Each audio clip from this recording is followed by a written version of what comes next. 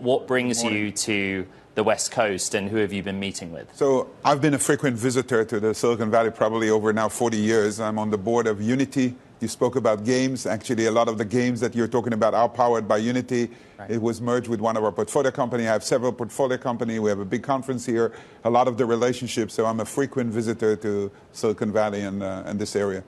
In the context of the Israel-Hamas war and what is happening in your homeland, home country, what are the conversations that you are having right now? So we are overwhelmed with the amount of support. You know, Israel was viciously attacked on October 7th by a terrorist organization which is really very close to ISIS.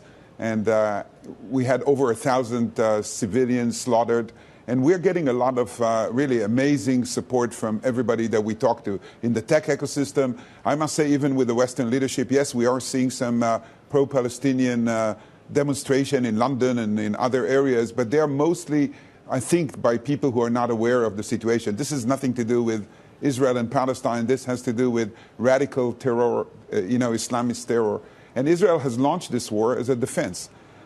Just a few hours ago, I spoke with my wife. We had missiles shot on Tel Aviv. She had to go to shelter and then come out. This has been our reality, and Israel has really no choice but to go out. And with all the heartbreaking news that are coming out of Gaza, we need to defend our country, and we need to eliminate this risk and to remove Hamas so that they cannot really anymore threaten our country. Shlomo, of course, Hamas is a designated terrorist organization by the US and the EU, but we move aside from what protests people are at or flags they're flying or religions they're from to really focus on what is being built from a technology perspective. We've spoken to those that have funded Palestinian companies built in Gaza, and we've also spoken to those who are building in Israel. And of course, Israel so focused from a GDP perspective on the economy of technology, the startups. It's interesting to note that what is about $100 million in a publicly funded agency money is going to be rolled out this month, we understand, by the Israel Innovation Authority. But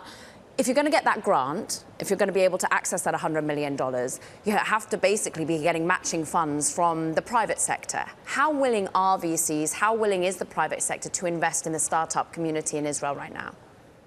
So, the tech ecosystem in Israel is really second only to the United States. We are, for example, the third largest ecosystem that invests in generative AI. The investors that are investing in Israel are used to the fact that Israel does have a conflict and we live in a very complicated area. We have seen continued support of Israeli tech. We've seen two recent acquisition by Palo Alto Securities of Israeli companies for over $1 billion just 2 weeks ago. We are seeing investment. Obviously, the fact that people don't come to Israel, don't go out of Israel as frequently does slow down. But Israeli companies are very resilient. We just ran a very big campaign on NASDAQ, and we had like a big billboard on the Times Square saying, we deliver no matter what. Israeli companies are very used to this situation. But even the investors, I must say, are continuing to invest. We just completed 2 investments in the last 2 weeks. We are doing joint investments with our U.S. colleagues.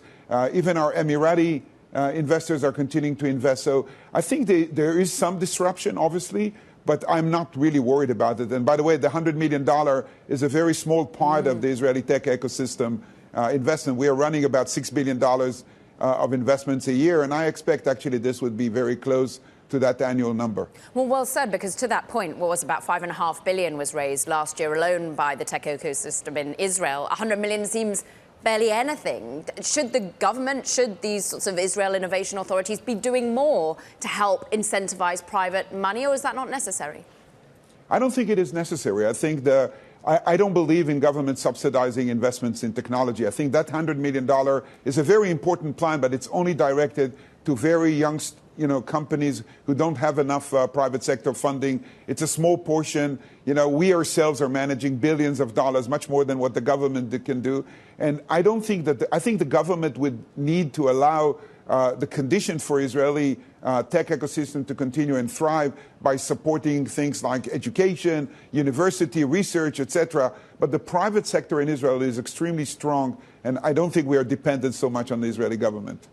When the Israel-Hamas war started, one of the things that Caroline and I discussed in the program was the workforce. Intel, Nvidia, Microsoft, Google have many employees there away from the private startup ecosystem. Correct. Mobileye is Israel's most valuable company by market cap, which Correct. not tech company. Right. What is going to be the technology story for Israel going forward, thematically or in a specialized discipline? So I think, Israel has been very agile in the way when you look at innovation cycles, and I've been here around for a long time. We had the cellular, we had the internet, then we had the mobile social cloud. Now, obviously, the new innovation cycle, the most exciting cycle is AI.